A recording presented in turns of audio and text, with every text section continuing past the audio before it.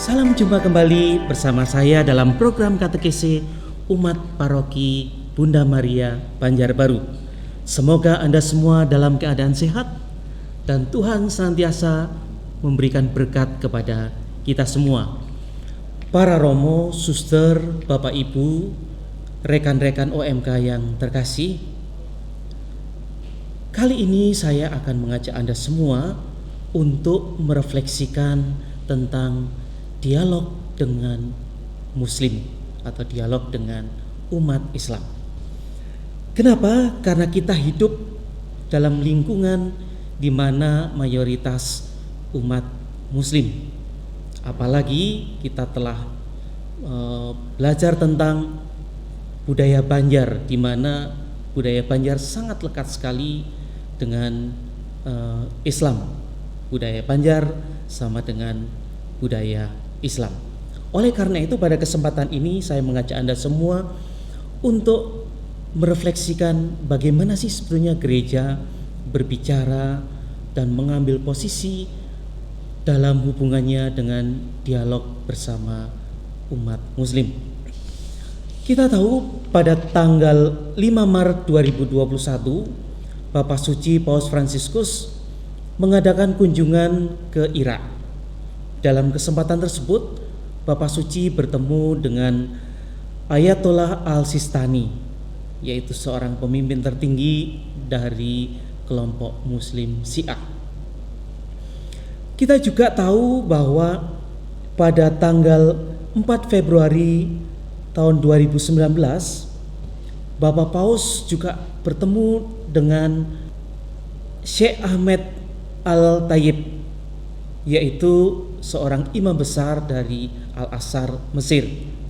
Bahkan dalam kesempatan itu disepakati beliau berdua itu menyepakati untuk mendeklarasikan sebuah dokumen, yaitu dokumen tentang persaudaraan manusia untuk perdamaian dunia dan hidup bersama.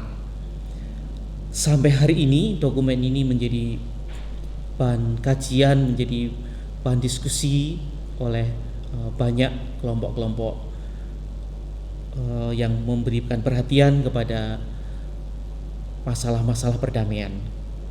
Nah, saya ingin mengajak Anda semua untuk mengutip bagian pendahuluan dari dokumen ini yang bunyinya sebagai berikut. Iman menuntun orang beriman untuk melihat orang lain sebagai saudara laki-laki atau saudara perempuan yang harus didukung dan dicintai. Melalui iman kepada Allah yang telah menciptakan alam semesta, segala makhluk dan semua manusia, orang-orang beriman dipanggil untuk mengungkapkan persaudaraan manusia ini dengan melestarikan ciptaan dan seluruh alam semesta dan mendukung semua orang, terutama yang miskin dan mereka yang paling membutuhkan. Bagi kita umat Katolik secara umum, secara khusus juga kita umat Katolik di Banjarbaru, peristiwa pertemuan ini membawa makna baru bagi hubungan antar kedua agama. Mari kita lihat bagaimana gereja sejak Konsili Vatikan II itu mengambil sikap pandangan posisi dalam hubungannya dengan umat agama di luar kekristenan. Oleh karena itu waktu itu memunculkan satu dokumen, yaitu Nostra Aetate. Romo, suster, bapak ibu dan rekan-rekan OMK, saya ingin menggarisbawahi 3 hal dalam dokumen ini. Yang pertama, gereja juga menghargai umat Muslim yang menyembah Allah satu-satunya yang hidup berdaulat, penuh belas kasihan dan maha kuasa, pencipta langit dan bumi, yang telah bersabda kepada umat manusia. Kaum muslimin berusaha menyerahkan diri dengan segenap hati kepada ketetapan-ketetapan Allah, juga yang bersifat rahasia, seperti dahulu Abraham, iman Islam yang dengan sukarela mengacu kepadanya telah menyerahkan diri kepada Allah. Teks ini mengakui bahwa Islam merupakan agama monoteis, yaitu percaya hanya pada satu Tuhan, dan umat muslim berusaha hidup memaknai Islam dengan cara menyerahkan segenap hati kepada hukum-hukum Allah sebagaimana yang mereka imani. Hakikat Islam adalah penyerahan diri secara pasrah kepada Allahnya. Bagian kedua yaitu mereka tidak mengakui Yesus sebagai Allah, melainkan menghormatinya sebagai nabi. Mereka juga menghormati Maria bundanya yang tetap perawan dan pada saat-saat tertentu dengan hikmat berseru kepadanya. Artinya apa? Islam memandang Yesus sebagai seorang nabi dan mengakui Bunda Maria yang disebut Maryam itu sebagai Bunda Yesus yang tetap perawan meskipun melahirkan Yesus. Bahkan nama Maria adalah nama perempuan yang disebut 34 kali dalam Al-Quran. Nama Maryam bahkan juga dipakai untuk menyebut salah satu nama surah dalam Al-Quran, yaitu surah ke-19 yang diberi nama surah Maryam. Hal ini menunjukkan penghormatan yang besar kepada Yesus dan Bunda Maria.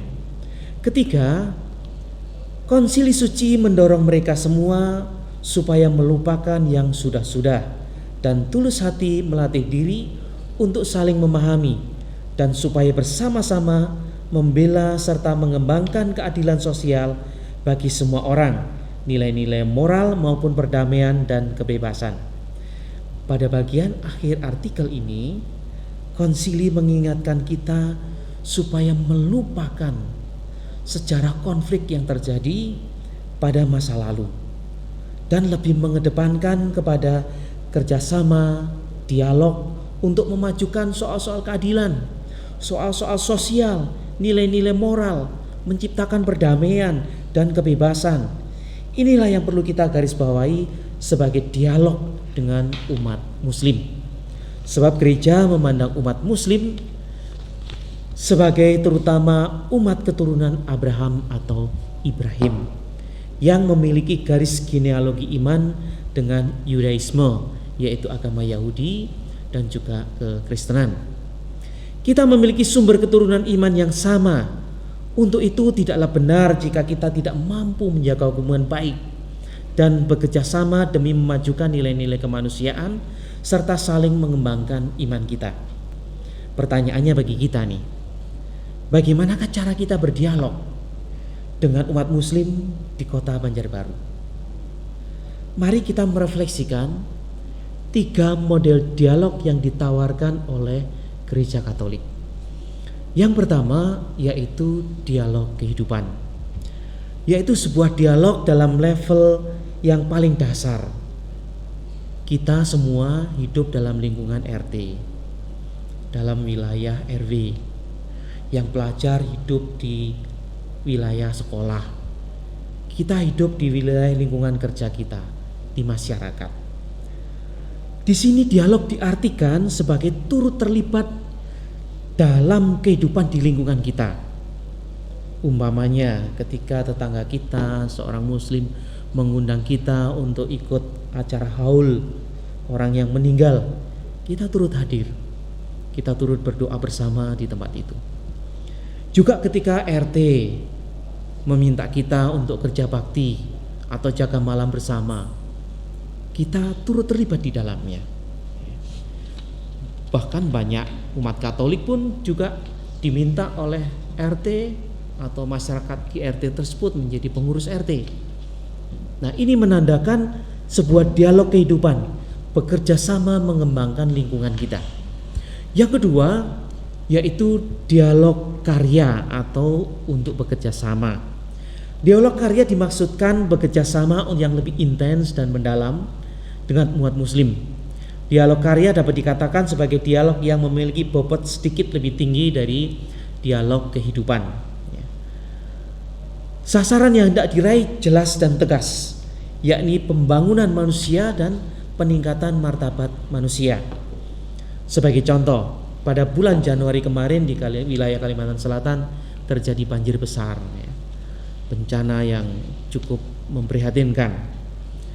Lalu UMK Banjarbaru bersama kelompok relawan kemanusiaan dari Surabaya, juga bersama dengan kelompok Gus Durian, bersama-sama bekerja membantu menyalurkan bantuan-bantuan dari umat Katolik kepada para korban. Kita juga tahu di Keuskupan ada lembaga Caritas yang juga bekerja sama dengan kelompok Gus Durian, kelompok Buddha, bahkan sampai mereka menolong yang dihantakan hulu Sungai Tengah. Nah, ini semua menunjukkan bahwa kita sebagai gereja peduli berdialog dengan masyarakat yang membutuhkan, terutama dalam soal-soal kemanusiaan. Kita juga melihat bagaimana relawan-relawan ini, termasuk relawan yang berada di bawah bendera Gereja Katolik, yaitu dari relawan solidaritas, relawan kemanusiaan, ternyata anggotanya ada yang Muslim juga, baik laki-laki maupun perempuan berjilbab. Mereka datang jauh-jauh dari Pulau Jawa ke Kalimantan dengan membawa nama solidaritas relawan kemanusiaan yang merupakan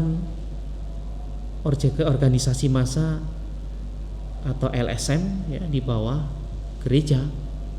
Nah, ini sungguh menunjukkan sebuah dialog karya antara kita gereja dan umat Muslim.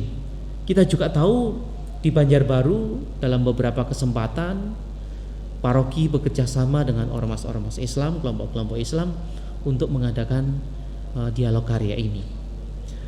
Bagian yang ketiga yaitu dialog pengalaman keagamaan atau sharing pengalaman iman. Dialog pengalaman keagamaan atau lebih baik disebut pengalaman iman merupakan dialog tingkat tinggi. Dialog pengalaman iman dimaksudkan untuk saling memperkaya dan memajukan penghayatan nilai-nilai tertinggi dan cita-cita rohani masing-masing pribadi. Kita masih ingat Paroki Bunda Maria pernah beberapa kali mengadakan acara buka puasa bersama. Paroki berusaha ikut serta memberi dukungan umat Muslim di Banjarbaru ini untuk melaksanakan kewajiban berpuasa. Dialog pengalaman iman mengandaikan ada saling percaya dan berbagi pengalaman. Mungkin suatu saat kita bertanya kepada tetangga kita yang Muslim atau sahabat kita yang Muslim tentang pengalaman batin saat melaksanakan puasa itu seperti apa. Atau kita bisa bertanya banyak hal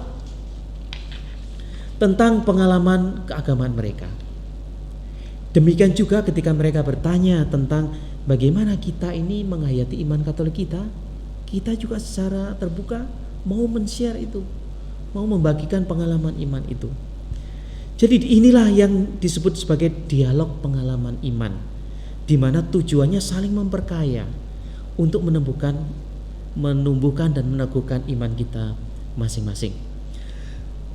Para romo, suster, bapak ibu, rekan-rekan OMK yang terkasih, demikianlah refleksi kita tentang dialog bersama saudara-saudari kita umat Muslim.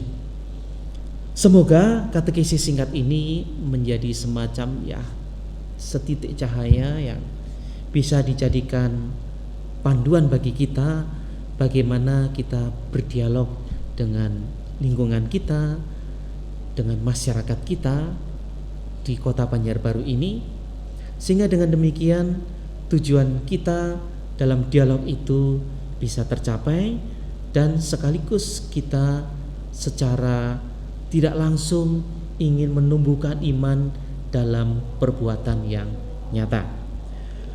Kita akan berjumpa kembali pada kesempatan-kesempatan yang lain.